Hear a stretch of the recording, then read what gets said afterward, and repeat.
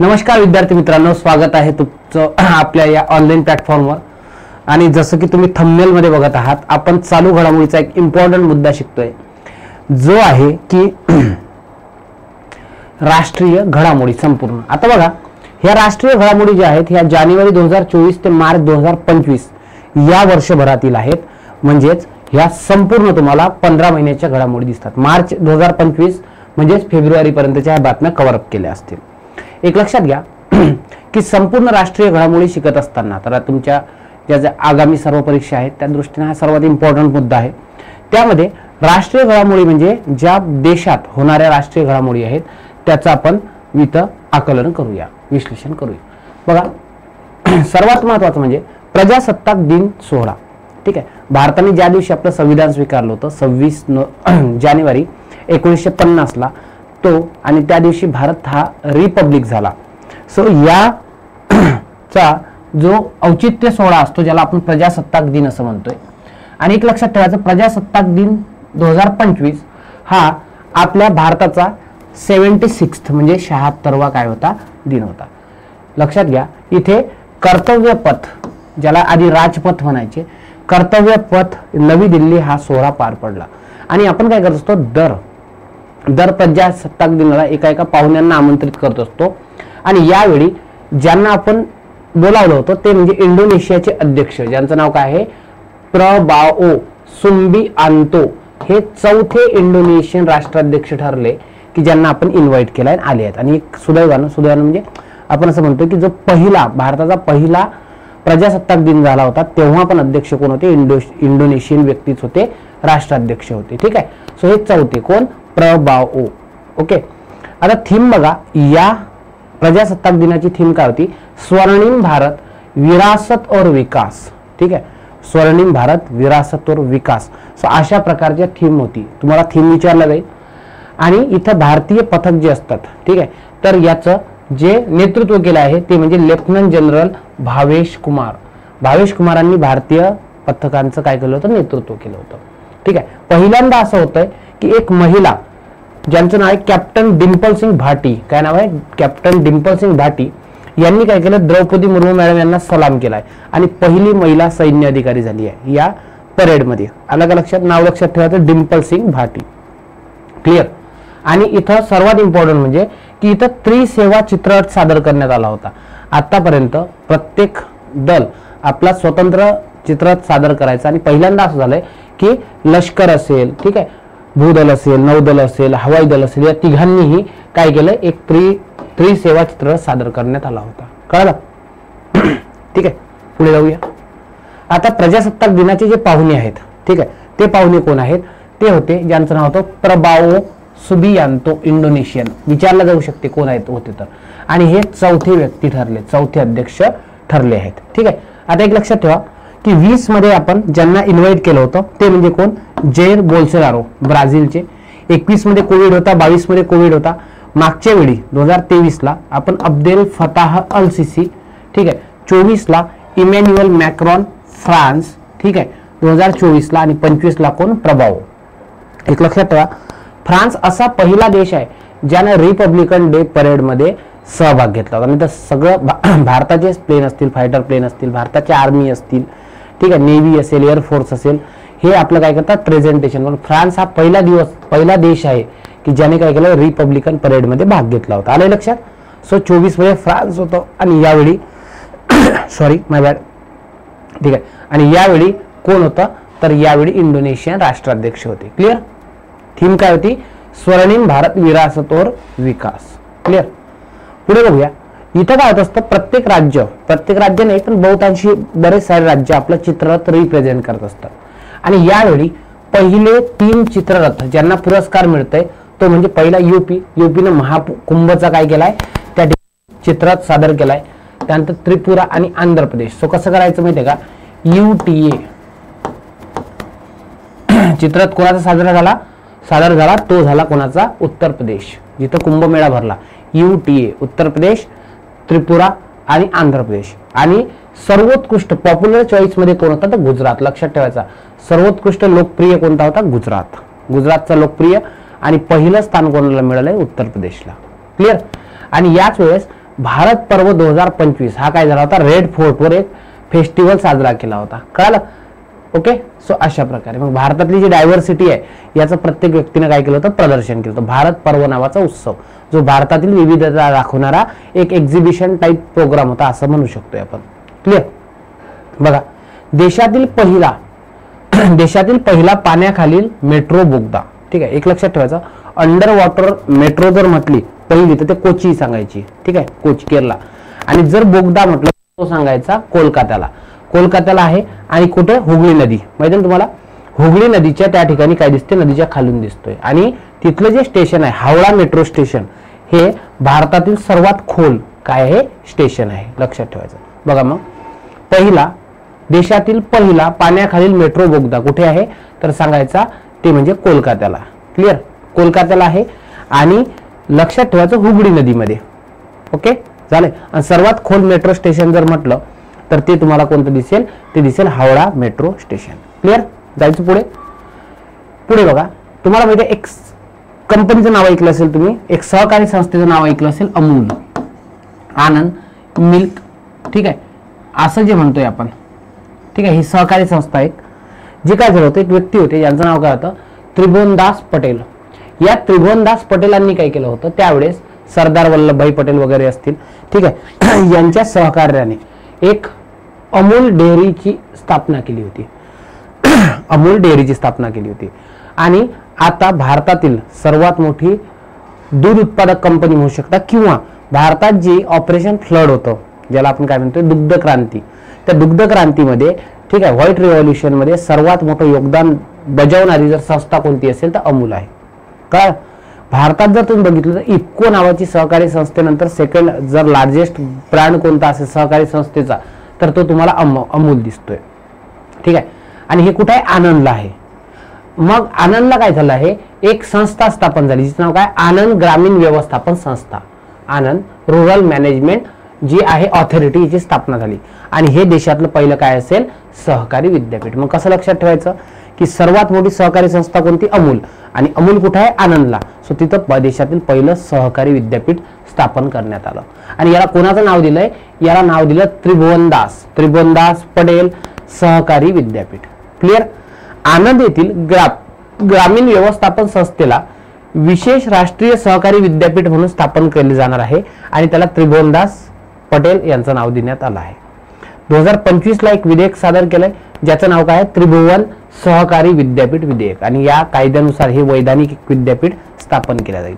आता उद्देश काय, ऑब्वियस आहे, सहकारी संशोधन आणि विकासाला प्रोत्साहन देणे, जागतिक उत्कृष्टता, ठीक आहे, ग्लोबल एक्सलन्सी ती प्राप्त करणे आणि देशातील सहकारी चळवळीला बळकटी देणे, हे सगळे काय आहे याचा उद्देश आहे. सो आनंदला पहिलं सहकारी विद्यापीठ नाव कोणाला दिलंय, त्रिभुवनदास पटेलांचं. क्लिअर. नेक्स्ट वन बघा, जाती आधारित जनगणना बऱ्याच ठिकाणी होत आहे. जसं आता अलीकडे बिहारने केली होती. आता काय आहे तर बघा, आता अलीकडे तेलंगणा या राज्यानं काय केलं, आपली जातीय जनगणना पार पाडली. ठीक आहे, आणि हा रिपोर्ट कधी आला, 2 फेब्रुवारी 2025 ला आपला रिपोर्ट यांनी जाहीर केलाय. तर रिपोर्टचं नाव काय होतं, रिपोर्टचं नाव होतं सामाजिक, आर्थिक, शैक्षणिक, रोजगार, राजकीय आणि जात सर्वेक्षण, सोशिओ इकॉनॉमिक, एज्युकेशन, ठीक आहे, employment, educational, employment, political and caste survey यांनी केलाय. त्यामध्ये असं आलाय की त्या राज्यातील, तेलंगणा राज्यातील जवळपास 56.33 म्हणजे किती टक्के, 56% जनता ही तुम्हाला काय दिसते, मागासवर्गीय दिसते. ठीक आहे, आणि मागासवर्गीय लोकसंख्येमध्ये तुम्हाला एससीची संख्या 17%, एसटीची संख्या जी आहे ती 10% आणि अन्य जातींची 15%. एवढं काही महत्वाचं नाहीये. अलीकडे तेलंगणा राज्यानं जातीय जनगणना केली. ठीक आहे, आणि मागासवर्गीय किती आहे, 56% मागासवर्गीय आहे, हे लक्षात असू द्या. ठीक आहे, हा त्याचा काय आहे, हा त्याचा सर्वेचा रिपोर्ट आहे. क्लिअर, आले लक्षात. जाळे कोणत्या राज्यात पार पडली एवढंच लक्षात ठेवा. नेक्स्ट वन तुम्हाला माहिती आहे, गेटवे ऑफ इंडिया. ठीक आहे, गेटवे ऑफ इंडिया याला अलीकडे 100 वर्ष पूर्ण झाले. तर बघा, या गेटवे ऑफ इंडियाची सुरुवात, पायाभरणी झाली होती 1913 ला आणि बांधकाम 24 ला पूर्ण झालं. म्हणजे जवळपास 9 वर्ष लागले होते बांधकामाला. किती वर्ष, 9 वर्ष. ठीक आहे, अशा प्रकारे म्हणजे 13च्या मार्चला झालंय आणि 24 मध्ये होतंय, म्हणजे आपण असं म्हणू शकतो त्या ठिकाणी. ठीक आहे, 11 वर्ष, सॉरी 11 वर्ष याच्या बांधकामाला पूर्ण झाले लागले. क्लिअर, 11 वर्ष. आणि याची जी शैली आहे बांधकाम शैली, तर ती कोणती आहे? इंडो सार्सेनिक. कोणती? इंडो सार्सेनिक शैली आहे. आणि ऑब्वियस आहे कशावरून बांधकाम केलं असेल? बेसाल्ट. महाराष्ट्रात आढळणारा खडक कोणता? बेसाल्ट. सो बेसाल्ट पासून याचं बांधकाम केलं आहे. याची उंची जी आहे, उंची किती आहे? 26 मीटर, म्हणजे 85 फूट याची प्रचंड उंची आहे. आणि बॉम्बेचा तत्कालीन राज्यपाल जो होता, ज्याचं नाव काय होतं? सर जॉर्ज सिडनेहॅम क्लार्क होता, लक्षात ठेवायचं. आणि यानं काय केलं होतं? उद्घाटन. आणि जॉर्ज विटेट नावाचा व्यक्ती होता. मग लक्षात ठेवायचं, विटेटने विटा बांधल्या. विटेटनं काय केलं? इंडिया गेटच्या विटा काय केल्या होत्या? सॉरी, गेटवे ऑफ इंडियाच्या विटा रचल्या होत्या, असं लक्षात ठेवायचं. कळलं? आणि का बांधलं होतं? तर 1911 मध्ये पंचम जॉर्ज आणि राणी मेरी यांनी भारताला भेट दिली होती. आणि भारताला भेट दिली त्याच्यामुळे त्याच्या स्मरणार्थ म्हणू शकतो आपण, तर ते भेटीचं स्मारक म्हणून त्या ठिकाणी बांधण्यात आलं होतं. मग काय लक्षात ठेवायचं? अलीकडे गेटवे ऑफ इंडियाला 100 वर्ष पूर्ण झाले. ठीक आहे, अलीकडे म्हणजे कधी? तर ते 24 मध्ये. त्यानंतर इंडो सार्सेनिक बेसाल्ट मध्ये क्लार्कनं उद्घाटन केलं. तर विटेट, ज्याने विटा रचल्या, तो विटेट याचा काय? वास्तू विशारद होत आहे. क्लिअर? नंतर झेड मोड बोगदा. आता झेड मोर असं त्याला उच्चार होतोय. सो तुम्हाला काय दिसतो? जो आकार आहे तो असा झेड टाईपचा दिसतो. सो त्याला म्हणतात झेड मोड बोगदा. जम्मू काश्मीर मध्ये श्रीनगर आणि लेह, कुठे? श्रीनगर ते लेह या महामार्गावर काय? गगनगीर आणि सोनमर्ग हे जे 2 लेनचा रस्ता आहे, इथं हा झेड मोड बोगदा आहे. क्लिअर का? झेड मोड कुठं आहे? तर जम्मू काश्मीर मध्ये आहे, लक्षात ठेवायचं. जम्मू काश्मीर मध्ये श्रीनगर ते लेह मार्गावर. ठीक आहे. आणि या बोगद्याची लांबी किती आहे? 6.5 किलोमीटरचा हा बोगदा तुम्हाला दिसतोय. 6.5. क्लिअर?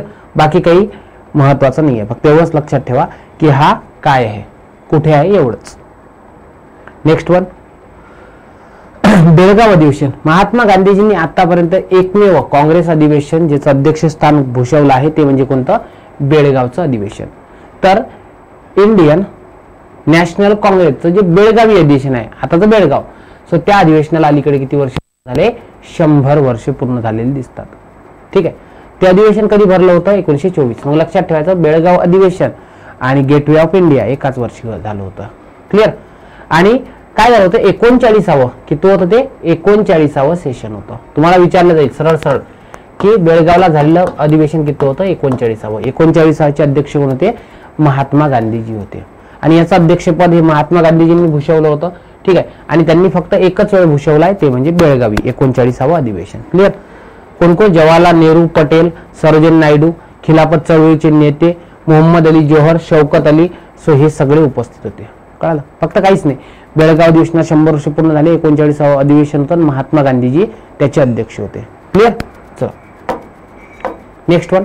आता बघा काही वन लाइनर. अलीकडे जो तुम्हाला काही दिसतो ट्रेंड दिसतो एमपीएससीचा, त्यामध्ये वन लाइनरला प्रचंड मोठ्या प्रमाणात आहे. सो वन लाइनर मध्ये बघा, नंबर 1, देशातील पहिला व्हर्टिकल लिफ्ट ब्रिज.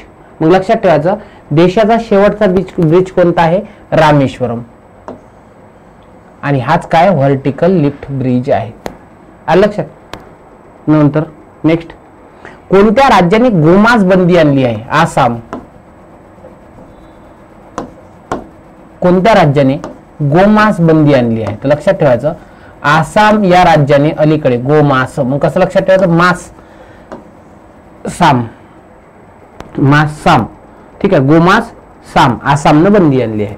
त्यानंतर अलीकडे उबरनं काय केलं आहे? वॉटर टॅक्सी सुद्धा चालू केली, ज्याचं नाव काय आहे? उबर शिकारा.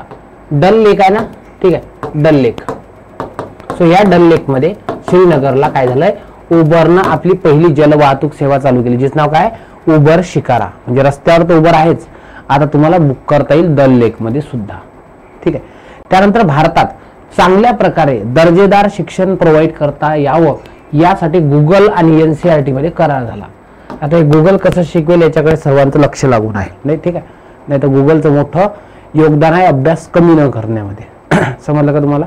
मग असं लक्षात ठेवायचं की आपल्या भारताला शिक्षण क्षेत्रात कोणाचा फायदा होतो? गुगलचा. मग गुगल आणि एनसीईआरटीचा करार झाला.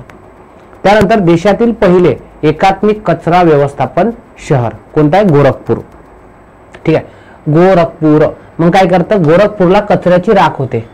गोरखपूरला काय केलं जाते? कचऱ्याची राख केली जाते, म्हणजे कचऱ्याचं व्यवस्थापन व्यवस्थित होतं. सो गोरख राख, कचऱ्याची राख. ठीक आहे, असे कीवर्ड लक्षात ठेवा जेणेकरून तुमच्या सहज लक्षात येईल. राज कपूर यांची 100वी जयंती आहे. ठीक आहे. त्यानंतर पहिलं योग धोरण कोणतं राज्य? उत्तराखंड. लक्षात ठेवायचं. पहिलं हेलिकॉप्टर टॅक्सी म्हणजे टॅक्सी ह्या हेलिकॉप्टरद्वारे हे पण कोणत्या राज्यात धोरण आहे? उत्तराखंड. मग कसं लक्षात ठेवायचं? हेलिकॉप्टर टॅक्सीला जास्त खर्च येऊ नये म्हणून त्यांनी लोकांना काय सांगितलं? योगा करा. सो योगा आणि हेलिकॉप्टर हे लक्षात ठेवायचं उत्तराखंडचं. जगातील सर्वात मोठं संग्रहालय सध्यात आता कुठं आहे? फ्रान्समध्ये आहे. आणि आता त्याच धर्तीवर भारतात सर्वात मोठं जगातील सर्वात मोठं संग्रहालय बांधतायत कुठं? नवी दिल्लीला. ज्याचं नाव काय आहे? युगयुगीन भारत. युगयुगीन भारत. म्हणून यासाठी सरकार काय करत असतं माहिती आहे का? दिल्लीमधला जो भूमी विषय आहे सरकारनं केंद्र सूचित का ठेवला? त्याचं कारण ते आहे. ठीक आहे की सरकारला दिल्लीमध्ये जो नॅशनल कॅपिटल रिजन आहे तिथं त्या लँडचं प्रॉपर युटिलायझेशन करता आलं पाहिजे म्हणून. ठीक आहे. आणि फ्रान्स आणि भारताच्या संयुक्त विद्यमानं हा चालू केलाय. इंदोर शहरामध्ये भीक देणं हा गुन्हा आहे. भीक मागणं नाही, भीक देणे हा सुद्धा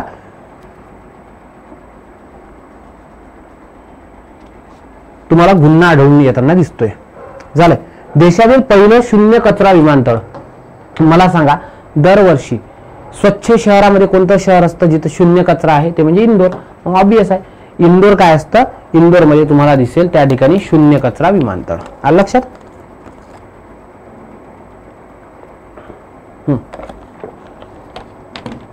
चला एक एक मग. देशातील पहिली व्हर्टिकल पूल कोणता? तो म्हणजे रामेश्वरम. गोमास मास साम Assam Uber company Uber shikara चालू केला डाल लेक मध्ये. ठीक आहे. त्यानंतर गुगल सोबत करार शिक्षणासाठी. एकात्मिक कचऱ्याची राख गोरखपूर. ठीक आहे. योग कोण करा म्हणतं? उत्तराखंड. ठीक आहे. त्याच्यानंतर युगयुगीन भारत हे सर्वात मोठं संग्रहालय फ्रान्सच्या धर्तीवर फ्रान्सच्या मदतीनं. त्यानंतर इंदोरमध्ये भीक देणे हा काय गेलाय? गुन्हा. आणि शून्य कचरा. ठीक आहे. हे जर कोणतं असेल तर ते आहे इंदोर. इंदोर हे सर्वात स्वच्छ आहे शून्य कचरा. त्यानंतर एक तुम्ही नाव ऐकलं असेल. ठीक आहे. पँगॉंग लेक ऐकलं असेल. ठीक आहे. सो त्या लेकवर छत्रपती शिवाजी राजेंचा पुतळा बसवण्यात आला. जपानमध्ये सुद्धा एक पुतळा बसवण्यात आला छत्रपती शिवाजी राजेंचा. आणि एक लडाख मधलं जे पँगॉंग लेक आहे तिथं सुद्धा हा पुतळा बसवण्यात आला 14,300 फुटांवर. ठीक आहे. कारण की शौर्याचं प्रतीक छत्रपती शिवाजी राजे. ठीक आहे. हे स्फूर्ती देतात आर्मीला. सो त्यासाठी. नेक्स्ट वन बघा. तुम्हाला माहिती आहे आपले जनरेशन असतात. आता 2025 पासून तर 2039 पर्यंत बघा लक्ष द्या. 2025 ते 2039 या दरम्यान जे जन्मलेले मुलं असतील त्यांना कोणती म्हणतात? त्यांना म्हणतात जनरेशन बीटा. जनरेशन बीटा म्हणजे काय? 2025 ते 39 जन्मलेले बालक. आणि हा शब्द कोण वापरलाय? हा मार्क मॅकक्रिंडल ऑस्ट्रेलियाचा भविष्यवादी आहे त्यानं सांगितलंय. त्याचं काय म्हणणं आहे की आता हे जनरेशन अल्फा संपली आहे. ठीक आहे. अल्फा जनरेशन म्हणायचं ना आपण. 2010 ते 24 पर्यंत जी जनरेशन होती ती अल्फा होती. आता अल्फा गेली बीटा आली. ठीक आहे. त्यानंतर गॅमा येईल कदाचित. ठीक आहे. आणि मग आता यांचे वैशिष्ट्य काय आहेत? एक तांत्रिक आणि सामाजिक बदलांनी चिन्हांकित केलेल्या नवीन पिढीच्या युगाचं प्रतीक आहे. म्हणजे यांच्यामध्ये टेक्नॉलॉजी आणि सोशल खूप सारे बदल होणार आहेत. जसं जाती व्यवस्था धर्म व्यवस्था. ठीक आहे. ह्या ज्या छोट्या जुन्या गोष्टी होत्या रॅडिकल त्या ती सोडणार आहेत. नंतर त्यांच्यामध्ये AI रोबोटिक्स डिजिटल साधन हे असतील खूप जास्त मोठ्या प्रमाणात. त्यानंतर वैयक्तिकृत औषध रोग प्रतिबंधक क्षेत्रातील प्रगतीचा त्यांना फायदा होईल. त्यांच्यामध्ये अवकाश संशोधन स्वच्छ ऊर्जा आणि रोग उपचारांमध्ये प्रगती होईल. ठीक आहे. आणि सर्वात महत्त्वाचं वेगाने बदलणाऱ्या वातावरणामुळे यांना उच्च अनुकूलता म्हणजे यांनी नॅचरल अडॅप्टेशन केलं असेल स्वतःचं निसर्गासोबत जुळून घेण्याचं. ठीक आहे. सो अशी आहे. आणि पहिलं बाळ बीटा जनरेशनचं पहिलं बाळ हे आलंय कुठे? मिझोरम मध्ये शिलाँग मध्ये. ठीक आहे. तुम्हाला सॉरी हा यस कुठे आलंय? मिझोरम मध्ये झालाय. क्लिअर? तर बघा नाव काय? फ्रँकी. ठीक आहे. रेम रोआ तदिका. मग एवढं झाडेंग एवढं लक्षात नका ठेवू. फ्रँकी नाव लक्षात ठेवा. मग मला सांगा जनरेशन बीटा कशी असेल? फ्रँक असेल. जनरेशन बीटा कशी असेल? फ्रँक असेल. सो फ्रँकी ही पहिलं बाळ जन्माला आलं आहे. आले लक्षात? ओके. चलो नेक्स्ट वन. पुढे बघा रथसप्तमी. रथसप्तमीला काय केलाय, आंध्र प्रदेशनं आपला राज्य उत्सव 3 दिवसीय राज्य उत्सव म्हणून घोषित केलाय, रथसप्तमी आंध्र. त्यानंतर समुद्रावरील पहिला काचेचा पूल. आता बघा, सर्वात व्हर्टिकल पूल रामेश्वरमला बघितला आणि समुद्रावरील पहिला काचेचा पूल कुठे आहे तर कन्याकुमारीला. कुठे, कन्याकुमारी. ओके, काचेचा पूल कन्याकुमारी. त्यानंतर जगातील तिसरं लांबीचं सर्वात मोठं मेट्रोचं नेटवर्क कुठे आहे तर भारतात. भारतात बघा जवळपास 1000 किलोमीटर लांबीच्या मेट्रो आहेत. ठीक आहे, ही जगात 3ऱ्या नंबरची लांबी आहे. एवढं मोठं स्ट्रॉंग नेटवर्क असणार भारत 3रं राज्य आहे. क्लिअर. चालक विरहित मेट्रो कोण चालू केली, दिल्लीला. चालक नाहीये. ठीक आहे. पाण्याखालील मेट्रो तुम्हाला आधी सांगितले कोची केरला, आणि पाण्याखालील बोगदा जर म्हटलं मेट्रो तर तो सांगायचा कोलकात्याला. ओके. सध्या देशात काय 17 ठीक आहे 17 झोन, जून नाही 17 झोन. ओके. आणि 70 रेल्वे विभाग आहेत. 69वा आहे जम्मू काश्मीर आणि 17वा रायगड. हे 2 राष्ट्राला आता अलीकडे विभाग समर्पित करण्यात आले. भारतातील अत्यंत असुरक्षित नदी कोणती आहे तर लक्षात ठेवायचं अलकनंदा. हवामान बदलामुळे या नदीमध्ये प्रचंड काय झाले, बदल झाले आहेत. माहिती आहे तुम्हाला, अलकनंद्याला भगीरथी येऊन मग पुढे गंगा प्रवाह बनतो. सो तीच अलकनंदा. ठीक आहे, तर ती अत्यंत असुरक्षित नदी आहे. क्लिअर. त्यानंतर आणीबाणीची शिक्षा भोगलेल्या कैद्यांना 20,000 रुपयाचं निवृत्ती वेतन कोण चालू केलंय, ओडिशा सरकारनं.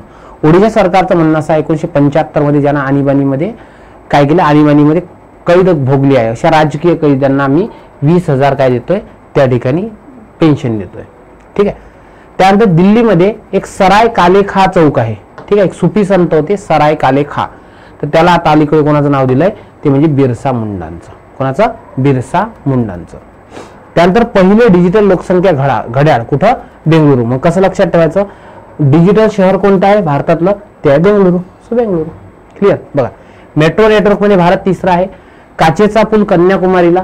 ठीक आहे. त्यानंतर चालक विरहित मेट्रो दिल्ली. पाण्याखालील मेट्रो कोची केरला. त्यानंतर अत्यंत असुरक्षित नदी कोणती आहे, अलकनंदा आहे. ओके. आणि ओडिशानं 20,000 रुपये पेन्शन चालू केलं आहे. Next one. आता बघा, वडनगर गुजरात आहे. कोणतं, वडनगर गुजरात. मोदीजींचं जन्मगाव आहे, लक्षात ठेवा. मोदीजींचं जन्मगाव वडनगर गुजरात. या ठिकाणी पुरातत्व आर्किओलॉजी, त्यानंतर अनुभव एक्सपिरियन्स म्युझियमची स्थापना झाली आहे. ठीक आहे, असं. आणि काय करणार आहे की भारताला जो आपण म्हणतो ना इंडस व्हॅली सिव्हिलायझेशन, IVC वगैरे असा जो वारसा लागला आहे, तर त्याचं जतन करण्यासाठी वडनगर गुजरातमध्ये हे करण्यात आलं, मोदीजींच्या गावात. ठीक आहे. व्यापारी मार्ग आणि सांस्कृतिक विविधतेसाठी ऐतिहासिक दृष्ट्या महत्वाचं हे 2,500 वर्ष जुनं शहर आहे. क्लिअर. आणि सरकारनं काय केलं, इथं पुरातत्व अनुभव संग्रहालयाची स्थापना केली. 1 मिनिट बघतो.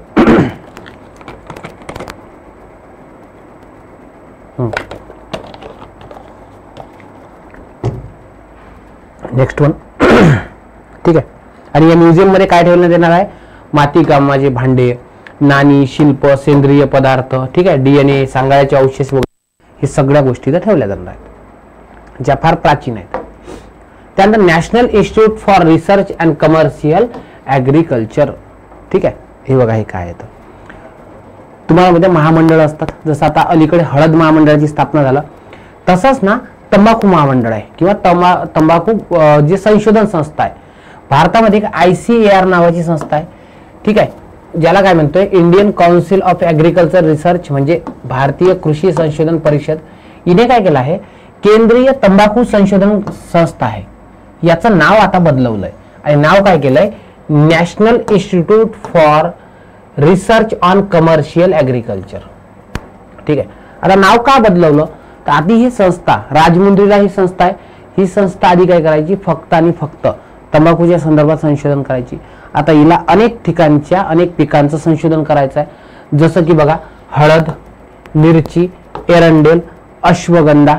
ठीक आहे, ह्या सर्वांचं संशोधन करणार आहे. म्हणून त्याचं नाव आता कमर्शियल काय केलं आहे, ॲग्रिकल्चर असं केलं आहे. ठीक आहे. काम बदललं, नाव बदललं. क्लिअर. सो अशा प्रकारे तुम्हाला दिसतंय. Next one. हे काही महत्वाचं नाही, तंबाखूचा इतिहास. पुढे बघा, देशातील पहिलं पॅराग्लायडिंग स्कूल. ठीक आहे, पहिलं पॅराग्लायडिंग स्कूल कुठं आहे? हिमाचल प्रदेशात. ऑब्वियस आहे, लोक हिमाचल प्रदेशमध्ये जाऊन काय करतात? पॅराग्लायडिंग मोठ्या प्रमाणात करतात. ठीक आहे, सो तिथं ते स्कूल आहे. धर्मांतर विरोधी विधेयक कुठे? राजस्थान. ठीक आहे, धर्मांतर विरोधी विधेयक कोण्या राज्यानं मांडलंय? राजस्थान. म्हणजे इथं धर्मांतराच्या संदर्भात शिक्षेची तरतूद केली असेल.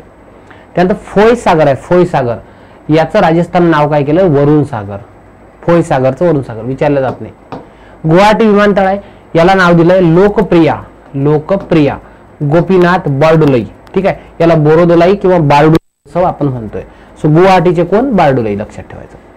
त्यानंतर ठीक आहे, बॅथुइझम. बॅथुइझम जे आहे हा आसाम मधील अधिकृत धर्म आहे, आसाम मधील. क्लिअर. पहिलं नाईट सफारी पार्क कुठं आहे? लखनौ. पहिलं नाईट सफारी पार्क सो लखनौला आहे. मग काय लक्षात ठेवायचं? नाईट कशी असते? चांदण्यांमुळे लख्ख असते. नाईट चांदण्यांमुळे लख्ख असते. सो नाईट ठीक आहे सफारी पार्क कुठं आहे? लखनौला. वन लाईनवर फक्त अशी लक्षात ठेवावी लागतात. भूनीर पोर्टल. आता ऑब्वियस आहे, नीर म्हणजे पाणी, भू म्हणजे जमिनीतलं. मग भूजल व्यवस्थापन सुधारण्यासाठी सरकारनं भूनीर पोर्टल चालू केलेलं तुम्हाला दिसतंय. गगनयान नावाची जी मोहीम आहे, या गगनयान मोहिमेसाठी भारत आणि ऑस्ट्रेलियानं काय केलाय?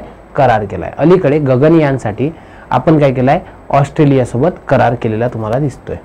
ठीक आहे. वेव्ज नावाचा OTT प्लॅटफॉर्म कोण चालू केलाय? तर तुम्हाला माहिती आहे दूरदर्शन नावाचं नेटवर्क आहे, तर त्याची प्रसार भारती जी आहे, या प्रसार भारतीने वेव नावाचा काय केला आहे? एक OTT प्लॅटफॉर्म चालू केला. वेव्ज गव्हर्नमेंटल आहे, वेव्ज OTT. आणि एक लक्षात ठेवायचं, स्वतःचा OTT प्लॅटफॉर्म चालू करणारं पहिलं राज्य कोणतं आहे? तर केरळ. केरळ राज्याचा स्वतंत्र OTT प्लॅटफॉर्म. आणि प्रसार भारतीने कोणता केलाय? वेव केलाय. मग आता कसं लक्षात ठेवायचं? अलीकडे काय झालं? अलीकडे OTTची वेव येत आहे, सो त्यामुळे प्रसार भारतीने सुद्धा आपलं वेव चालू केलेलं तुम्हाला दिसतंय. ठीक आहे. आणि देशातलं पहिलं डायरेक्ट टू डिव्हाइस इंटरनेट सेवा कोणाची? BSNL.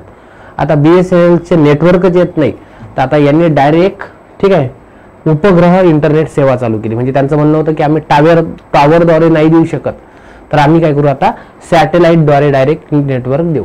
ठीक आहे. नाही तर BSNLची कंडिशन अशी आहे, तुम्ही टावरवर जरी बसले तरी नेटवर्क पकडत नाही कुठे कुठे. ओके झालंय. मग बघा, पॅराग्लायडिंग कुठं? हिमाचलमध्ये. ठीक आहे. नंतर धर्मांतर विरोधी विधेयक राजस्थानमध्ये. गुवाहाटीचं नाव गोपीनाथ बारडोलाई. बॉथुइझम हे कुठलं आहे? आसाम मधील धर्म. नाईट कशी असते? लख्ख, लखनौला नाईट सफारी पार्क. भूनीर जमिनीतील भूजल व्यवस्थापन. गगनयान सोबत ऑस्ट्रेलिया सोबत करार. ठीक आहे. मग ऑस्ट्रेलियन प्लेअर कसे करतात? गगनचुंबी छक्के मारतात. ठीक आहे, सिक्सर्स मारतात त्यामुळे. आणि देशातली पहिली डायरेक्ट टू डिव्हाइस उपग्रह सेवा कोण केली? BSNL चालू केली. ओके झालं. आता बघा, भारतामध्ये डिजिटल बघा भारतातील डिजिटल पायाभूत सुविधांचा पाठिंबा देण्यासाठी ठीक आहे काय आहे? भारतातील ज्या डिजिटल पायाभूत आहे ठीक आहे त्याला पाठिंबा देणे आणि खाजगी क्षेत्रासोबत सहकार्य वाढवण्यासाठी भारत सरकारनं अमेरिका, जापान ठीक आहे त्यानंतर कोरिया आणि काय भारत लक्षात ठेवायचं. मग कसं लक्षात ठेवायचं? बघा, कोरिया आहे, अमेरिका आहे, जपान आहे आणि कोरिया आहे. ठीक आहे. आणि भारताने काय केलंय? डीजी फ्रेमवर्क. ठीक आहे. काय डीजी फ्रेमवर्क म्हणजे digital infrastructure growth initiative for India framework. याच्यावर काय केलं आहे? याच्यावर करार केलाय. सो डीजी फ्रेमवर्क म्हणतात याला. काय म्हणतात?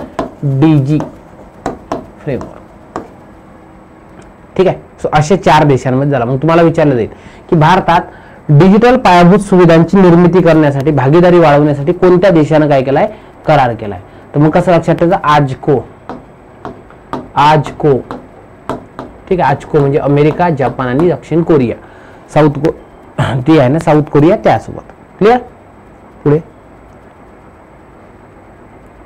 आता कोणत्या प्रोजेक्टला वर्क करणार आहे? 5G प्रकल्प आहे, ओपन RNA आहे, सबमेरीन केबल्स आहेत, इंटरनेटचे केबल असतात ना. ठीक आहे. त्यानंतर ऑप्टिकल फायबर नेटवर्क आहे, डेटा सेंटर आहे, स्मार्ट सिटी आहे, ई-कॉमर्स आहे, AI आहे, क्वांटम तंत्रज्ञान आहे.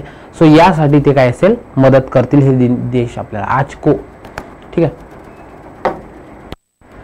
त्यानंतर बिहारमधील सुलतानगंज रेल्वे स्टेशन आहे. कोणतं? बिहारमधील सुलतानगंज रेल्वे स्टेशन. याचं नाव काय केलं आहे? अजगाईनाथ धाम. ठीक आहे, महादेवाचं मंदिर आहे. सो त्याच्यावर अजगाईनाथ धाम असं नाव केलं आहे. सुलतानगंज, ठीक आहे. सो त्याचं नाव काय केलं आहे, त्याचं अजगाईनाथ, गंजला गाईनाथ केलंय. क्लिअर. देशातील पहिलं लेखकांचं गाव कोणतं आहे, थानो. ठीक आहे, काय की देशातील पहिलं लेखकांचं गाव उत्तराखंडमध्ये आहे, थानो नावाचं. ठीक आहे. त्यानंतर नमो भारत ट्रेन याचा पहिला जो वाढदिवस झाला, वर्धापन दिन 20 ऑक्टोबरला, त्याला नमो भारत दिन म्हणून घोषित केले. प्रश्न विचारले जातात. त्यानंतर कर्नाटक मधले जे रायचूर विद्यापीठ आहे त्याला महर्षी वाल्मिकीचं नाव दिलं आणि कर्नाटक सरकारच्या ज्या निवासी शाळा आहेत त्याला महर्षी वाल्मिकीचंच नाव दिलं आहे. प्रश्न विचारण्याचे चान्सेस नाही. यावर प्रश्न येईल. इंडियन इन्स्टिट्यूट ऑफ स्किल्स कुठे आहे, मुंबई. मग कसं लक्षात ठेवायचं, सर्वात जास्त स्किल वर्कर कोणाकडे आहेत भारतात, तर मुंबईकडे. सो स्किल युनिव्हर्सिटी तिथं, इन्स्टिट्यूट तिथं असेल. त्यानंतर अलीकडे मनु भाकर आहेत ना, या मनु भाकरला बंदर, शिपिंग आणि जलमार्ग मंत्रालयाची ब्रँड अँबॅसिडर बनवलं आहे. काय, मनु भाकर ह्या भारताच्या बंदर, शिपिंग आणि जलमार्ग याच्या ब्रँड अँबॅसिडर बनलेल्या तुम्हाला दिसतात. ठीक आहे. वंदे मेट्रोचं नामकरण काय करण्यात आलं, नमो भारत रॅपिड रेल्वे. ठीक आहे. त्यानंतर ठीक आहे, साऊथ, ठीक आहे, एक मिनिट, एकच मिनिट बघतो.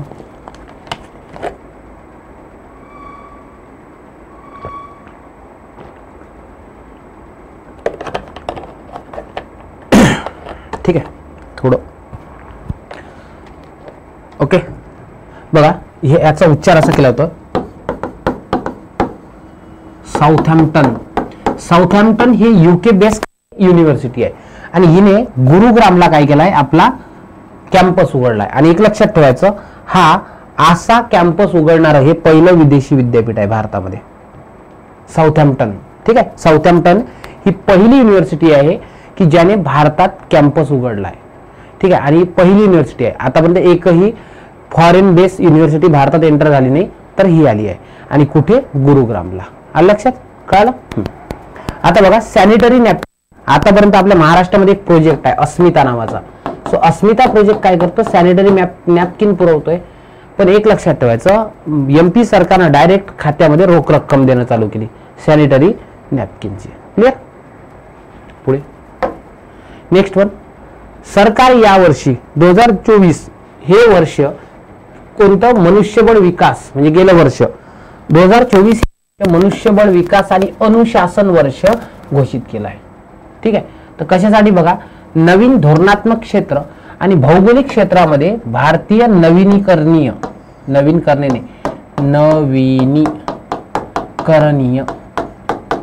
ऊर्जा विकास संस्थेने काय केलं आहे, या मार्गदर्शनासाठी आराखडा निर्माण करण्यासाठी हे वर्ष तयार केलं आहे, मनुष्यबळ विकास आणि अनुशासन वर्ष. अयोध्याचं विमानतळाचं अलीकडे नाव बदलवलंय, महर्षी वाल्मिकी आंतरराष्ट्रीय विमानतळ. ठीक आहे. त्यानंतर रस्ते सुरक्षा, ठीक आहे, यासाठी टीम मॅपल्स ऍप वापरून, एक ऍप आहे ज्याचं नाव आहे टीम मॅपल्स. आणि एक लक्षात ठेवायचं की पंजाब हे जे स्टेट आहे, या पंजाब राज्यामध्ये जेवढे काही, ठीक आहे, आपण काय म्हणतो, जिथं अपघात नेहमी होतात, अपघात प्रवण स्थळ, याची मॅप तयार करणारं पहिलं राज्य कोणतं आहे, पंजाब. पंजाब फार काळजी घेते बरं. पंजाबनं अलीकडे काय केलंय, राईट टू वॉक दिला सर्व लोकांना. राईट टू वॉक म्हणजे काय, आपल्याकडे तुम्हाला फुटपाथवर हॉकर्स दिसतील, चालायला जागा नसते फुटपाथवर, पण पंजाब राज्य असं आहे ज्यानं फुटपाथवरचं सगळं अतिक्रमण हटवलंय आणि त्या ठिकाणी काय केलंय, त्या ठिकाणी राईट टू वॉक हा लोकांना दिला आहे. क्लिअर. पहिला स्टील स्लॅब रोड विचारला जात नाही. Indian institute of mass communication याला अभिजात विद्यापीठाचा अलीकडे काय देण्यात आला, दर्जा, हे पण विचारलं जात नाही. देशातील सर्वात मोठी क्रूज जहाज, आता ऑब्वियस आहे, सर्वात मोठी इकॉनॉमी, सर्वात मोठं क्रूज जहाज बनवेल आणि कोणतं आहे ते म्हणजे अमेरिका. आणि त्याचं नाव काय, आयकॉन ऑफ द सीज, म्हणजे सर्व समुद्राचा तो आयकॉन असेल. क्लिअर चालेल. पुढे सामाजिक न्यायाचा पुतळा, statue of equality, Vijayawada Andhra Pradesh. ठीक आहे. विजयवाडा आंध्र प्रदेश, आंबेडकर स्मृती वनम हे स्थळ आहे, आंबेडकर स्मृती वनम. ठीक आहे. आंध्र प्रदेश विजयवाडामध्ये. आणि इथं आतापर्यंतचा महामानवांचा सर्वात उंच पुतळा आणण्यात आला, ब्रॉन्झचा पुतळा आहे हा.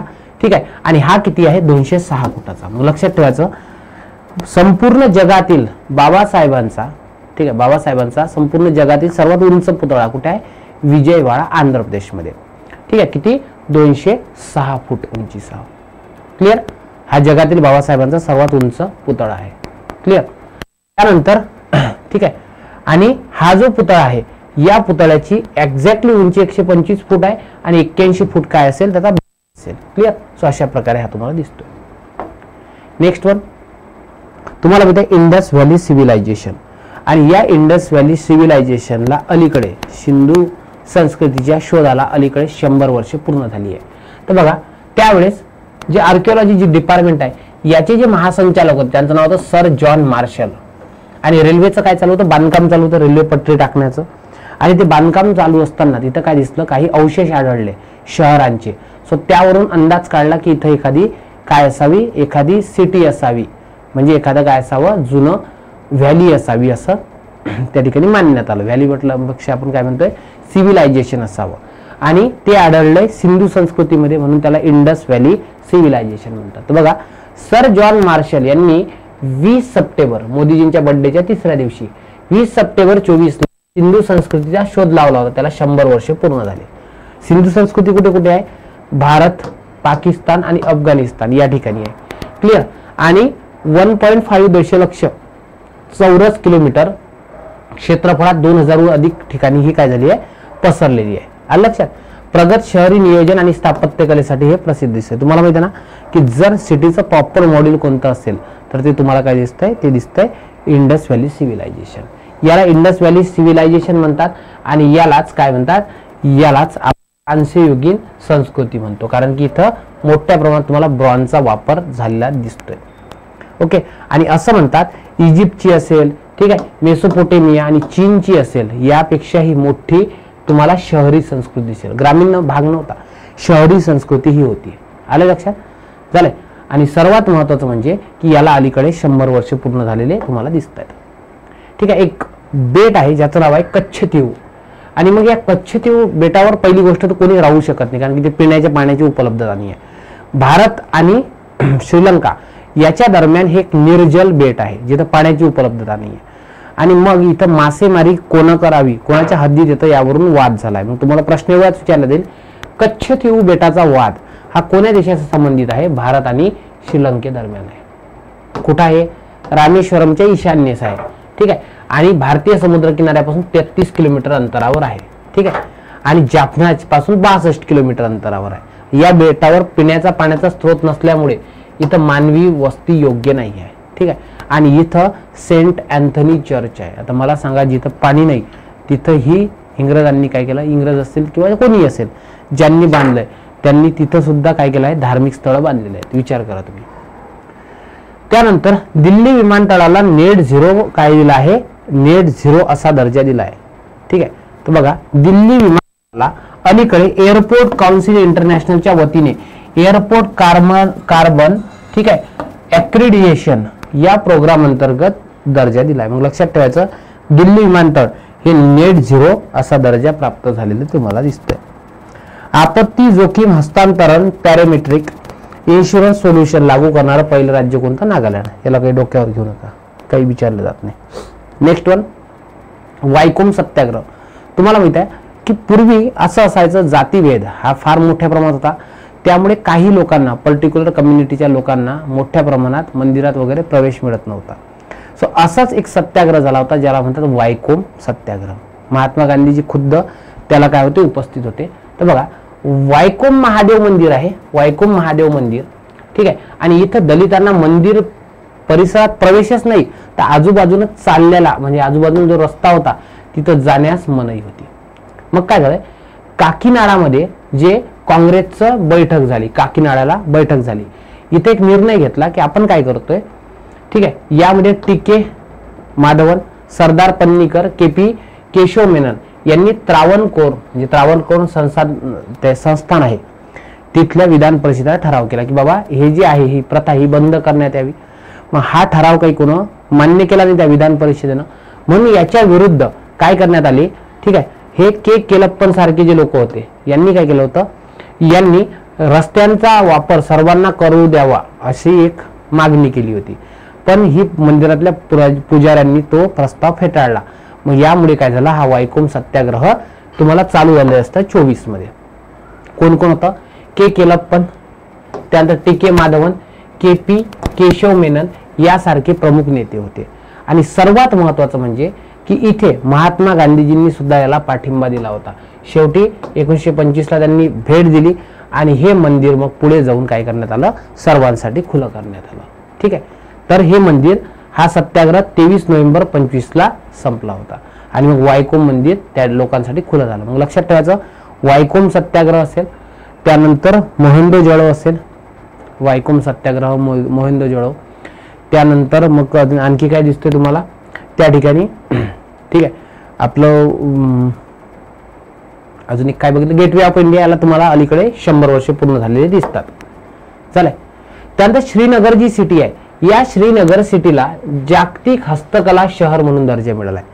श्रीनगर सिटीला अलीकडे जागतिक हस्तकला शहर म्हणून दर्जा मिळाला आहे. ठीक आहे. विश्व हस्तकला परिषदेने, ठीक आहे, या ठिकाणी श्रीनगरला जागतिक हस्तकला शहर म्हणून काय केलं आहे, त्या ठिकाणी दर्जा दिला. हिमरू शाली माहिती आहे तुम्हाला, त्यासाठी प्रसिद्ध आहे. क्लिअर. आणि वर्ल्ड क्राफ्ट सिटीचा दर्जा मिळवणारं श्रीनगर हे 4थं आणि उत्तर भारतातील पहिलं शहर ठरत आहे. क्लिअर. श्रीनगर, मल्लपुरम, जयपूर आणि म्हैसूरला असा दर्जा यापूर्वी मिळालेला तुम्हाला दिसतोय. चालेल. नेक्स्ट वन, कॅनडाचा जे ओंटारियो आहे, ठीक आहे, कॅनडाच्या ओंटारियो मध्ये ओकविले आणि ग्रॅम्प्टन या 2 शहरांनी काय केलं, अयोध्या राम मंदिर दिवस, कधी 22 जानेवारीला, ज्या दिवशी रामलल्लांची प्राणप्रतिष्ठा झाली होती, त्या दिवसाला अयोध्या राम मंदिर दिवस म्हणून साजरा केला. कुठे, कॅनडामध्ये. कॅनडामध्ये मोठ्या प्रमाणात तुम्हाला काय दिसतं, भारतीय नागरिक दिसतात. ठीक आहे. त्यानंतर नद्यांना स्वच्छ करण्यासाठी, ठीक आहे, स्वच्छ नद्यांसाठी स्मार्ट प्रयोगशाळा चालू करण्यात आली वाराणसीमध्ये. आता लक्षात ठेवा, वाराणसी ही तुम्हाला काय दिसते, ही सिटी दिसते जिथं गंगा नदी वाहताना दिसते. तिथं स्वच्छ नद्यांसाठी स्मार्ट प्रयोगशाळा चालू केलेली दिसते. कोण, भारत आणि डेन्मार्क यांनी. हा प्रोजेक्ट कोणाकोणाचा आहे, तर भारत सरकार, IIT बनारस आणि डेन्मार्क सरकारचा त्रिपक्षीय उपक्रम आहे. आणि हे काय करतंय, देशातील लहान नद्यांच्या पुनरुज्जीवनासाठी, ठीक आहे, स्मार्ट लॅब विकसित केले आहेत. ठीक आहे. आणि जी गंगा नदीची उपनदी आहे, जिचं नाव आहे वरुणा नदी, सुरुवात इथून होणार आहे. तर एक लक्षात ठेवा की स्वच्छ नद्यांसाठी स्मार्ट प्रयोगशाळा भारत, डेन्मार्क आणि IIT बनारसच्या संयुक्त उपक्रमाने चालू करण्यात आली वाराणसीला. नेक्स्ट वन, ठीक आहे, अनुसंधान नॅशनल रिसर्च फाउंडेशन. ठीक आहे. तर हे काय केलं, देशातील संशोधनाला चालना देण्यासाठी हे विधेयक अलीकडे मंजूर करण्यात आलं. ठीक आहे. आणि जे काय करतंय, ज्याचे हे कोण झाले आहेत, हे झाले आहेत CEO अभय करंदीकर. ओके. पुढे नेक्स्ट वन, नालंदा विद्यापीठ. तुम्हाला माहित आहे, नालंदा विद्यापीठाची स्थापना ही काय झाली होती, 5वं दशक आहे, या 5व्या शतकात, 5व्या शतकात तुम्हाला काय दिसतंय, कुमारगुप्त प्रथम, कोण केली होती, कुमारगुप्त प्रथम यांनी केली होती. आणि 12व्या शतकापर्यंत सर्वात मोठं शैक्षणिक केंद्र म्हणून हे.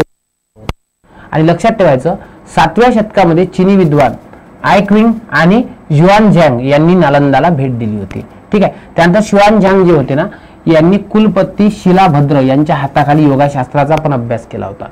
आणि या युनिव्हर्सिटीला 2016 मध्ये, ठीक आहे, युनेस्कोद्वारे जागतिक वारसा स्थळ म्हणून घोषित करण्यात आलं होतं. आता या युनिव्हर्सिटीला आपण काय करतोय, त्या ठिकाणी परत त्याचं पुनरुज्जीवन केलंय आणि नालंदा विद्यापीठाच्या कॅम्पसचं काय झालंय, उद्घाटन करण्यात आलं. कुठे आहे नालंदा विद्यापीठ, राजगीर बिहारमध्ये. सो राजगीर बिहारमध्ये नालंदा विद्यापीठाच्या कॅम्पसचं काय करण्यात आलं, उद्घाटन करण्यात आलं. त्यानंतर कोझिकोडे म्हणजे जुनं कालिकत, जिथं कोण आला होता, वास्को द गामा आला होता. ते भारतातील पहिलं युनेस्को साहित्य शहर आहे. युनेस्को काय करत असतं, एखाद्या शहराचा जसा वारसा असेल त्याला तो दर्जा देतोय. सांस्कृतिक शहर असेल किंवा समजा मग आपण काय म्हणतोय त्या ठिकाणी साहित्य शहर. तर अलीकडे कोझिकोडे हे साहित्य शहर म्हणून याला दर्जा देण्यात आला आणि हे भारतातलं पहिलं शहर आहे. तर बघा, समृद्ध सांस्कृतिक वारशासाठी ओळखल्या जाणाऱ्या उत्तर केरळमधील कोझिकोडला अलीकडे युनेस्कोने साहित्य शहर असा दर्जा दिलाय आणि हे भारताचं पहिलं साहित्य शहर असेल कोझिकोडे नावाचं. ठीक आहे, झालं.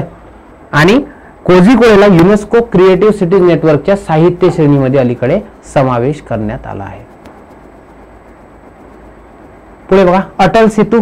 अटल सेतू काय करतोय, न्हावा सेवा ते शिवडी, ठीक आहे, म्हणजे 2 मुंबईला जोडतो. न्हावा सेवा ते शिवडी याला जोडणारा जो सेतू आहे त्याला अटल सेतू. त्याचं जुनं नाव काय, तर मुंबई ट्रान्स हार्बर लिंक. या 2 हार्बरला जोडतोय. ट्रान्स म्हणजे अलीकडून पलीकडे.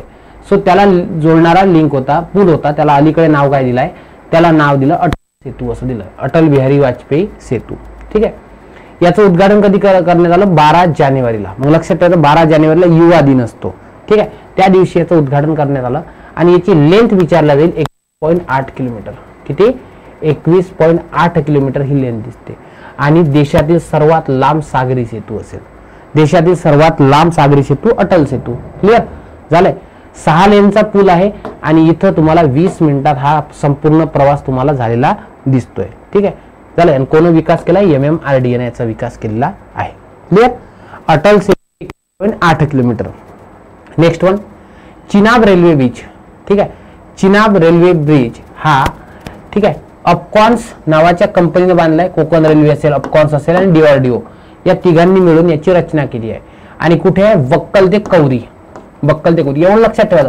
जगातील सर्वात उंच पूल कुठे आहे, तर चिनाब नदीवर आहे. एवढं लक्षात ठेवा फक्त. म्हणजे कुतुब मिनारपेक्षा 22 मीटर उंच हा तुम्हाला दिसतोय. 360 मीटर म्हणजे जवळपास त्याच्या 3 पट करा. 1200 फुटावर तो तुम्हाला काय दिसतोय, इतका उंच पूल दिसतोय. आलं लक्षात. दूरदर्शनला 65 वर्ष पूर्ण झाली. न्यूज विचारण्याचे चान्सेस नाही, कारण की 60 असते तर इम्पॉर्टन्स असतं.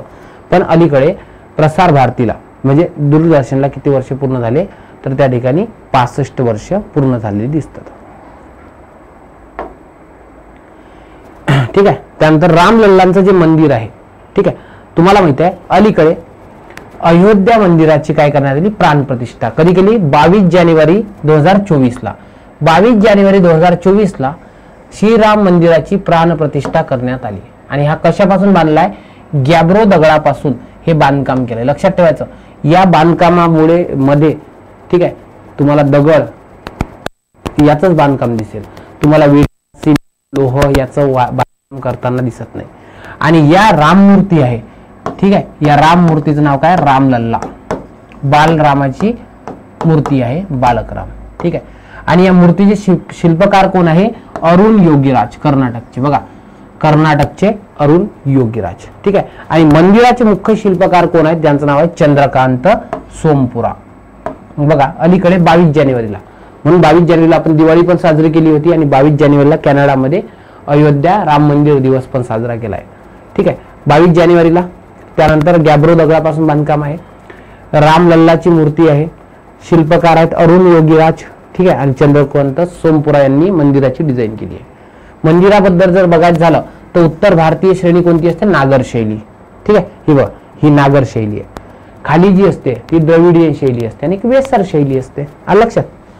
झालं. सो मंदिर हे 300 फूट लांबीचं आहे, 380 फूट, रुंदी 250 फुटाची आहे आणि उंची 161 फुटाची तुम्हाला प्रचंड उंची याची दिसते. झालंय.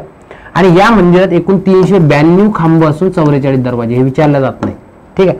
आणि 5 मंडप आहे, नृत्य मंडप, रंगमंडप, सभा मंडप, प्रार्थना आणि कीर्तन मंडप. सो असं हे दिसतंय तुम्हाला रामाची प्राण प्रतिष्ठा झालेली दिसते, श्रीराम प्रभू श्रीरामांची. नेक्स्ट वन, देशातील पहिलं स्किल इंडिया सेंटर कुठे, संबलपूर ओडिशा. देशातील पहिलं युनिव्हर्सिटी नाही, इन्स्टिट्यूट आहे, स्किल इंडिया सेंटर म्हणतोय मी. स्किल इंडिया इन्स्टिट्यूट म्हटलं तर मुंबईमध्ये आणि स्किल इंडिया सेंटर म्हटलं तर संबलपूरला. त्यात देशातील पहिली हेलिकॉप्टर आपत्कालीन वैद्यकीय व्यवस्था उत्तराखंड, ऑलरेडी सांगितलंय. मग यांनी योग धोरण पण लागू केलंय आणि सर्वाधिक वनवे कुठे लागतात, उत्तराखंडमध्ये. CBSEचं कार्यालय दुबईला स्थापन झालं. दुबईला आपण IIT पण स्थापन केली आहे आणि आता CBSEचं कार्यालय सुद्धा स्थापन केलं. Digital national museum of epigraphy कुठे आहे, हैदराबादला. हैदराबाद. सिक्कीम मध्ये सर्वात पहिलं रेल्वे स्थानक कोणतं, रांगपो. रांगपो हे सिक्कीम मधलं. मग लक्षात ठेवायचं, सिक्कीम कुठं आहे, हिमालयाच्या रांगेत आहे, माहिती ना, सिक्कीम हिमालयाच्या रांगेत आहे. सो रांगपो हे काय पहिलं स्टेशन. देशातील पहिलं गतिशक्ती संशोधन पीठ शिलाँग. मग काय लक्षात ठेवायचं, गतीने आपण काय करू शकतो, गतीने आपण लॉंग जाऊ शकतो, गतीने आपण लॉंग जाऊ शकतो. ठीक आहे, शिलाँग गतिशक्ती. दुष्काळाचा अंदाज घेण्यासाठी आणि पाण्याच्या उपलब्धतेवर आधारित उत्तम पाणी व्यवस्थापन सक्षम करण्यासाठी पोर्टल स्थापन करणारं पहिलं राज्य. मग मला सांगा पाण्याची अनुपलब्धता कुठे आहे? वाळवंटात. वाळवंट कुठे आहे? राजस्थानमध्ये. सो राजस्थानमध्ये काय केलं? दुष्काळाच्या अंदाजासाठी पोर्टल चालू करण्यात आलं. देशातील सर्वात मोठं हवामान घड्याळ, सर्वात मोठी सिटी मुंबई दिल्ली आणि सर्वात मोठं हवामान घड्याळ पण दिल्ली. मग त्या असं लक्षात ठेवायचं. आणखी एक ट्रिक सांगतोय की सर्वात बिघडलेलं हवामान कुठं आहे? दिल्लीत. मग दिल्लीला काय केलं आपण? घड्याळ स्थापन केलं. ठीक आहे. ब्रू जमातीनं अलीकडे काय केलंय? त्या ठिकाणी मतदान केलंय. मग त्रिपुरामध्ये आहेत टिब्रू, त्रिपुराचे ब्रू लोक, टिब्रू. ओके, झालं. Next one. आता बघा, तुम्हाला माहिती आहे वायनाडला लँडस्लाइड झालं होतं.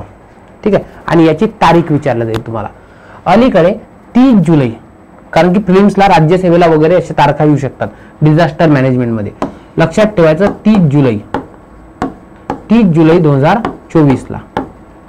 ऑब्वियस 25 यायचं तर 24 असेल. 30 जुलै 2024 ला काय झालंय? वायनाडमध्ये तुम्हाला काय दिसतंय? या ठिकाणी लँडस्लाइडिंग झालेलं दिसतंय. ठीक आहे, हे मुंडाक्काई एक के दिसतंय, त्यानंतर चुरामाला दिसतंय. ठीक आहे, आणि त्यानंतर हे अट्टामला दिसतंय. सो यामध्ये तुम्हाला काय झालेलं दिसते? असं स्लाइडिंग झालेलं दिसतंय. आणि यामध्ये तुम्हाला प्रचंड कॅलेमिटी झालेली दिसेल. ठीक आहे, वित्तहानी, जीवितहानी मोठ्या प्रमाणात झालेली तुम्हाला दिसेल. फक्त तारीख लक्षात ठेवा किती, तर ती म्हणजे 30. आणि एक लक्षात ठेवायचं, हा मतदारसंघ. ठीक आहे, म्हणजे असं म्हणू शकतो आपण की हे जे आहे, ठीक आहे, इथं मोठ्या प्रमाणात तुम्हाला काय दिसतं? लँडस्लाइडिंग झालेलं दिसेल. ठीक आहे. Next one. 100 वर्ष Kakori train action day. Actually याला काकोरी काय म्हणायचे? कॉन्स्परन्सी म्हणायची, म्हणजे काकोरी कट म्हणायची. पण सरकारनं, यूपी सरकारनं मागच्या वेळी काय सांगितलं? कट नाही, तर ही आमच्यासाठी ऍक्शन आहे. सो त्याचं नाव काय केलं होतं? Kakori train action day.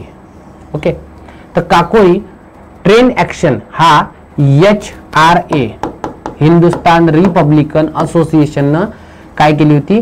केलेला एक दरोडा होता, ज्यामध्ये कोण होता? रामप्रसाद बिस्मिल, अशफाक उल्ला खान, राजेंद्र लाहिरी, केशव चक्रवर्ती, मुकुंदी लाल, बनवारी लाल असे 10 लोकांनी हा दरोडा टाकला होता. आणि कधी? 9 ऑगस्ट 25. 9 ऑगस्ट ही आपल्यासाठी महत्वाची तारीख आहे. क्रांती दिन पण म्हणतोय आपण याला. ऑगस्ट महिन्यात सगळं झालेलं दिसतंय. सो काकोरी जो होता ऍक्शन प्लॅन हा तिथंच एक्झिक्यूट झाला होता. क्लिअर झालंय. आणि मग याच्यामध्ये या कटात सहभागी असलेल्या रामप्रसाद बिस्मिल, अशफाकुल्ला खान, रोशन सिंग यांना फाशी झाली होती 27 मध्ये. सो याला या घटनेला किती वर्ष पूर्ण झाले? 100 वर्ष पूर्ण झालेले दिसतात तुम्हाला. झाले. गुजरातमध्ये लोथल, तुम्हाला माहिती आहे जगातलं सर्वात जुनं जे बंदर मानलं जाते लोथल. सो लोथल आहे हे त्या ठिकाणी गुजरातमधील लोथलला राष्ट्रीय सागरी वारसा संकुल. ठीक आहे, सो नॅशनल मेरीटाईम हेरिटेज. ठीक आहे, त्या ठिकाणी काय कॉम्प्लेक्स असं बनवण्यात आलं. तर लोथल गुजरात. ठीक आहे, बघा 4,500 वर्ष जुन्या सागरी वारशाचे प्रदर्शन करण्यासाठी बंदरे, जहाज बांधणी आणि जलमार्ग मंत्रालय, ठीक आहे, याने काय केलंय? यांनी हे संकुल निर्माण केलं आहे. हे काय करेल? ठीक आहे, हे काय करेल? या ठिकाणी आपला वारसा दाखवण्याचा प्रयत्न करेल. ओके, झालं. आता एक लक्षात ठेवा की हे कुठे आहे? गुजरात मधील भाल प्रदेशात आहे. गुजरात मधील भाल प्रदेशात हे तुम्हाला दिसतंय. ठीक आहे. नंबर 2, याची हे जे शहर आहे हे जगातील सर्वात जुनी गोदी. गोदी म्हणजे काय असते? जिथं जहाज बांधणी केली जाते. जगातील सर्वात मोठी गोदी तुम्हाला दिसते. आणि साबरमती नदी जी आहे हिचा जो प्राचीन प्रवाह दिसतो याच्यावर हे होतंय असं मानलं जाते. 2014 मध्ये याला युनेस्कोच्या वारसा यादीत समावेश केला होता. ठीक आहे. आणि 1954 मध्ये राव यांनी काय केलं होतं? हे शहर शोधून काढलं होतं. क्लिअर. त्यानंतर इरडाई. इरडाई म्हणजे तुम्हाला राजीव मल्होत्रा समिती आली होती. यांनी काय सांगितलं होतं? भारतातलं जे विमा क्षेत्र आहे या विमा क्षेत्राचा समन्वय करण्यासाठी, रेग्युलेशन करण्यासाठी एक काय असलं पाहिजे? एक संस्था असली पाहिजे जिचं नाव काय? Insurance regulatory and development authority of India. So त्याला इरडाई म्हणतात. आणि या इरडाईची स्थापना ही काय झाली होती? 1999च्या कायद्यानं स्थापन झाली होती. ठीक आहे. तर याला अलीकडे किती वर्ष पूर्ण झाले? 25 वर्ष पूर्ण झालेली दिसतात. विमा उद्योगाची जलद आणि सुव्यवस्थित वाढ सुलभ करणे, खऱ्या दाव्यांचे, ठीक आहे, विम्याचे जे खरे दावे असतात ना, काही काही लोक खोटे खोटे क्लेम करतात विम्याचे, सो खऱ्या क्लेमांचा जलद निपटारा करण्यासाठी आणि लोकांच्या ज्या प्रभावी तक्रारी आहेत याचं प्रभावी तक्रार निवारण करण्यासाठी हे स्थापन करण्यात आलं. वित्त विभागाच्या अंतर्गत हा विवाद असतो, म्हणजे हे काम करते. नेक्स्ट वन, ठीक आहे, की 21 डिसेंबरला जागतिक ध्यान दिन म्हणजे वर्ल्ड मेडिटेशन डे म्हणून घोषित केला आहे. संयुक्त राष्ट्राच्या आमसभेने 21 डिसेंबरला जागतिक मेडिटेशन डे घोषित केला आहे. त्यानंतर संयुक्त राष्ट्राने 2025 हे वर्ष आंतरराष्ट्रीय हिमनदी संवर्धन वर्ष, ठीक आहे. त्यानंतर क्वांटम सायन्स अँड टेक्नॉलॉजी वर्ष, ठीक आहे, क्वांटम सायन्स अँड टेक्नॉलॉजी वर्ष आणि सहकारी संस्था वर्ष असे 3 वर्ष घोषित केले आहे. मग कसं लक्षात ठेवायचं बघा, क्वांटम वर्ष, सहकारी वर्ष आणि हिमनदी वर्ष. आलं लक्षात? चालेल. त्यानंतर पुढे दरवर्षी 20 मार्च हा दिन जागतिक हिमनदी दिन म्हणून साजरा केला जातोय. चालेल. आणि सर्वात एक महत्वाची बाब, जिथं आपला बालिका दिन आपण साजरा करतोय 3 जानेवारी, सावित्रीबाई फुलेंचा जन्मदिन, ठीक आहे. तर महिला शिक्षक दिन म्हणून तेलंगणाने 3 जानेवारी या दिवसाची निवड केली. सो 3 जानेवारी हा तेलंगणामध्ये काय असेल, महिला शिक्षक दिन असेल. कारण की भारताच्या सर्वात पहिल्या महिला शिक्षिका, प्रशिक्षित महिला शिक्षिका आणि मुख्याध्यापिका कोण होत्या, सावित्रीबाई होत्या. सो त्यांचा जो जन्मदिन आहे हा जन्मदिन काय असेल, महिला शिक्षक दिन म्हणून साजरा केला जाईल. झालंय. अमेरिकेत साजरा होणारा हिंदू वारसा महिना कोणता, ऑक्टोबर. दिवाळी कोणत्या महिन्यात येत असते, ऑक्टोबर. सो ऑक्टोबर महिना हा हिंदू वारसा महिना असेल, असं लक्षात ठेवा. सर मग कधी कधी नोव्हेंबर मध्ये येत असते तर ऑक्टोबर लक्षात ठेवा फक्त. झालंय. 25 फेब्रुवारी हा दिवस काय केलंय, बांगलादेशने राष्ट्रीय लष्करी शहीद दिन म्हणून घोषित केलाय. कोणता, 25 फेब्रुवारी. झालंय. प्रवासी भारतीय 10 डिसेंबर हा प्रवासी राजस्थान दिन विचारला जाणार नाही, राजस्थानचा आहे ते, आपल्याला काही घेणं देणं नाही. Alliance for global food gender equality and equality, ठीक आहे. बघा लक्षात, sorry, alliance for global good, ठीक आहे, gender equity and equality, gender equity and equality, ठीक आहे. तर बघा लक्ष द्या, काय भारताच्या पुढाकाराने जानेवारी 2024 मध्ये, ठीक आहे, एक दावोसला परिषद होत असते, वर्ल्ड इकॉनॉमिक फोरम. या परिषदेमध्ये याची स्थापना झाली. कोणती, अलायन्स फॉर ग्लोबल गुड. चालेल. जागतिक चांगल्या पद्धती, ज्ञानाची देवाणघेवाण, महिलांचं आरोग्य, शिक्षण आणि उद्योजकता यासाठी गुंतवणूक एकत्र करण्यासाठी ही स्थापन केली. याला सहकार्य Bill and Melinda Gates Foundation दिलाय. SDG 3, ठीक आहे. त्यानंतर आरोग्य, SDG 4 शिक्षण, SDG 5 इक्वॅलिटी आणि ग्लोबल पार्टनरशिप 17 यावर हे काय करणार आहे, लक्ष केंद्रित करणार आहे. Clear. Alliance for global good, gender equity and equality. Clear, ठीक आहे. सो या सेशन मध्ये, ठीक आहे, आपण काय केलंय, राष्ट्रातील काही महत्त्वाच्या घडामोडी बघितल्या. फक्त काय करा, करंटचा एक अप्रोच असा असतो की त्याला मल्टिपल टाइम रिवाइज करा. ठीक आहे. मल्टिपल टाइम जर तुम्ही रिवाइज करत गेले ना तर तो तुमचा चांगल्या प्रकारे होऊ शकतो. ठीक आहे. Thank you so much. Keep studying. जय हिंद.